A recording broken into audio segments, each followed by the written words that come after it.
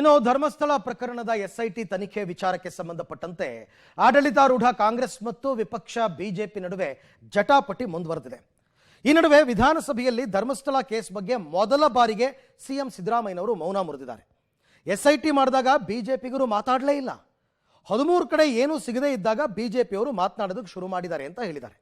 ಇನ್ನು ಧರ್ಮಸ್ಥಳ ಕೇಸ್ ಪ್ರಕರಣದಲ್ಲಿ 13 ಕಡೆ ಆಗಿದ್ರೂ ಏನೂ ಸಿಗಲಿಲ್ಲ ಅಂತ ಸಿಎಂ ಸಿದ್ದರಾಮಯ್ಯ ಅಧಿಕೃತ ಹೇಳಿಕೆ ನೀಡಿದ್ದಾರೆ.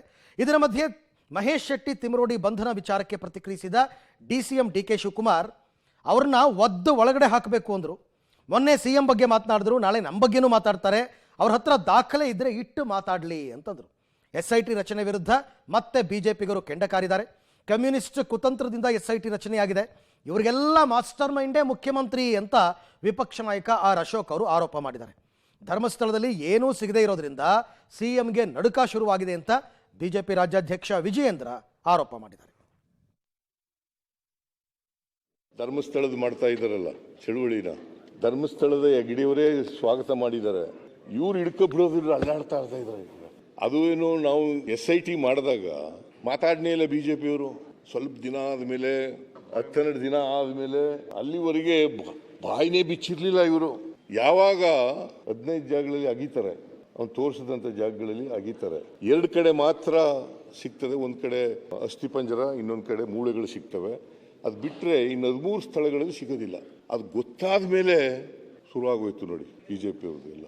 ಅಲ್ಲಿವರೆಗೆ ಏನು ಬಾಯಿ ಮುಚ್ಕೊಂಡಿದ್ರು ಸುಮ್ಮನೆ. ಅದು ಟುಸ್ ಗಿರಾಕಿ ಬಿಜೆಪಿ ಮಾಡ್ತಾ ಇರೋದು ರಾಜಕಾರಣ. ನಮ್ಮ ಸರ್ಕಾರ, ಮೋಹಂತಿ ಮತ್ತು ಅವರ ತಂಡ ಬಹಳ ಕ್ಲೀನ್ ಆಗಿ ಅವ್ರ ಕೆಲಸ ಅವ್ರು ಮಾಡ್ತಾ ಇದ್ದಾರೆ. SITಯನ್ನ ರಚನೆ ಮಾಡಕ್ಕೆ ಹೇಳಿದವರು ಈ ಒಂದು ಕಮ್ಯುನಿಸ್ಟ್ ಪಾರ್ಟಿಯವರು.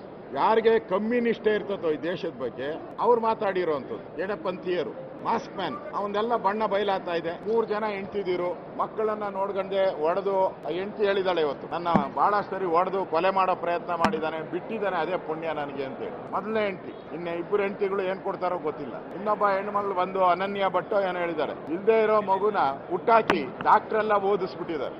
ಅಂದ್ರೆ ಈ ಎಡಪಂಥೀಯರು ಹೆಂಗೆ ವ್ಯೂಹವನ್ನ ರಚನೆ ಮಾಡಿ ಧರ್ಮಸ್ಥಳವನ್ನ ಹಾಳು ಮಾಡಬೇಕು, ತಿರುಪತಿ ವೆಂಕಟೇಶ್ವರನ್ನ ಹಾಳು ಮಾಡಬೇಕು, ಅಯ್ಯಪ್ಪ ಸ್ವಾಮಿಯನ್ನ ಹೇಗೆ ಹಾಳು ಮಾಡಬೇಕು ಅನ್ನೋದೇ ಇವ್ರದ್ದು ಎಡಪಂಥೀಯರ ಸ್ಟ್ಯಾಂಡ್ ಇದು. ಇವತ್ತು ಅವರೆಲ್ಲ ಸೇರಿ ಇನ್ನೊಂದು ಕುತಂತ್ರ ಮಾಡಕ್ಕೆ ಹೊರಟಿದ್ದಾರೆ. ರಾಜ್ಯದ ಜನ ಅರ್ಥ ಮಾಡ್ಕೋಬೇಕು, ಇವ್ರಿಗೆ ಮಾಸ್ಟರ್ ಮೈಂಡ್ ಯಾರು? That master mind is mister Siddaramaiah. ಇವರೆಲ್ಲ ಸೇರ್ತಾ ಇದ್ರು ಸಿದ್ದರಾಮಯ್ಯನವ್ರ ಮನೆಯಲ್ಲೇ ಸೇರಿ ಎಲ್ಲರೂ ಕೂಡ ಈ SIT ಕೊಡೋಕೆ ಆದೇಶ ಮಾಡಿದ್ದು ಇದೇ ಎಡಪಂಥೀಯರು. ಇಂಥ 10 ಸಭೆ ಮಾಡಲಿ, ಇವತ್ತು ರಾಜ್ಯದ ಜನತೆಗೆ ಸ್ಪಷ್ಟ ಆಗಿದೆ.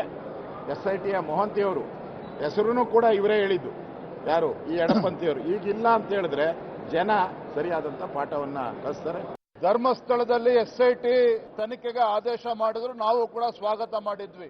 ಏನು ಸಿದ್ದರಾಮಯ್ಯನವರು ಕನಸು ಕಾಣ್ತಾ ಇದ್ರು, ಗುಂಡಿ ತೆಗ್ದಂಗು ಗುಂಡಿ ಬಗ್ದಂಗು ಇವ್ರಿಗೇನೋ ಸಿಕ್ಬಿಡುತ್ತೆ ಅಂತೇಳಿ ಪಾಪ ಇಲ್ಲಿ ವಿಧಾನಸೌಧದಲ್ಲಿ ಕುತ್ಕೊಂಡು ಸಿದ್ದರಾಮಯ್ಯನವರು ಕನಸು ಕಾಣ್ತಾ ಇದ್ರು. 15-16 ಗುಂಡಿಗಳು ತೋಡಿದ್ರು ಸಹ ಅಲ್ಲಿ ಧರ್ಮಸ್ಥಳದಲ್ಲಿ ಏನೂ ಸಿಕ್ಕಿಲ್ಲ. ಈಗ ಆತಂಕದಲ್ಲಿದ್ದಾರೆ ಸಿದ್ದರಾಮಯ್ಯನವರು, DK ಶಿವಕುಮಾರ್ ಅವರು. ಯಾವ ಮುಖ್ಯಮಂತ್ರಿಗಳು, ಉಪಮುಖ್ಯಮಂತ್ರಿಗಳು ಎಡಪಂಥೀಯ ಶಕ್ತಿಗಳ ಮಾತನ್ನು ನಂಬಿಕೊಂಡು ಧರ್ಮಸ್ಥಳ ವಿಚಾರದಲ್ಲಿ SIT ತನಿಖೆ ಮಾಡಿ ಆ ದೂರುದಾರನಿಗೆ ಒಂದು ಮಾಸ್ಕ್ ಹಾಕ್ತಕ್ಕಂತ ಕೆಲಸ ಮಾಡಿದ್ರು.